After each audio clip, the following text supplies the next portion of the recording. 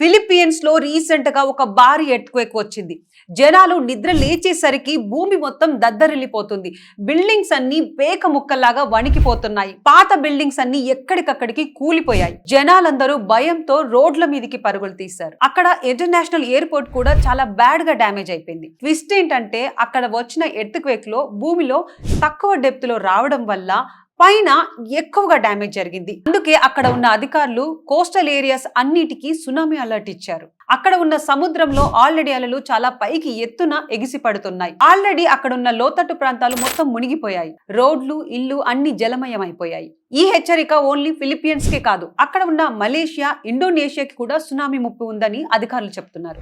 అసలు ఫిలిప్పీన్స్ లోనే ఎందుకు ఇంత ఎక్కువగా ఎర్త్క్వేక్స్ వస్తాయో తెలుసా? ఎందుకంటే ఆ కంట్రీ భౌగోళికంగా చూస్తే పసిఫిక్ రింగ్ ఆఫ్ ఫైర్ అనే డేంజర్ జోన్ లో ఉంది. అక్కడ భూమిలో ఉన్న టెక్టానిక్ ప్లేట్స్ కదలిక వల్ల అక్కడ తరచుగా ఇలాంటి డిజాస్టర్స్ జరుగుతూ ఉంటాయి. ప్రస్తుతానికి అక్కడ ఎలాంటి ప్రాణ నష్టం జరగలేదని రిపోర్ట్స్ చెప్తా ఉన్నాయి. కానీ నేచర్ అనేది ఎప్పుడు ఎలా రియాక్ట్ అవుతుందో అస్సలు ప్రిడిక్ట్ చేయలేం. ఇలాంటి విపత్తులు వచ్చినప్పుడు మనం ఎదుర్కోవడానికి ముందస్తు హెచ్చరికలు మాత్రమే ప్రాణాలను కాపాడగలుగుతాయి. లెట్స్ హోప్ అక్కడ ఉన్న జనాలు తొందరగా సేఫ్టీ జోన్ కి రీచ్ అవ్వాలని కోరుకుందాం.